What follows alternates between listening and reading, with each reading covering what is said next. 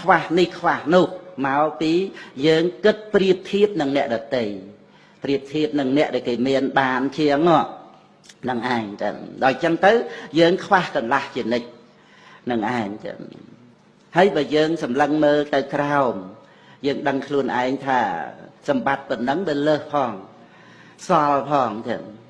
ធម្មតាហ្នឹងមើលបើយើងគិតប្រៀបទៅជាមួយនឹងអ្នកដែលមានអ្នកដែលពងខ្ពស់យើងនឹងខ្វះអើយខ្វះហ្នឹងឯងហេមលហាមទៅតែហ្មងប៉ុន្តែដដែលហ្នឹងបើគិតទៅជាមួយអ្នកដែលខ្វះខាតជាងឬក៏សត្វក្នុងអបាយភូមិអីដែលពុទ្ធបរិស័ទយើងមានកម្មសិកតាសទ្ធាកម្មសិកតាបញ្ញាបានជ្រាបដឹងពីវដ្តសង្សារអាស្រ័យកម្មជាបច្ច័យហ្នឹងចឹងគឺថាវាមិនមែនមានតែអត្តភាពមនុស្សឯណាមានសត្វក្នុងអបាយភូមិអីទាំងអស់ហ្នឹងដល់ទៅចឹងទៅ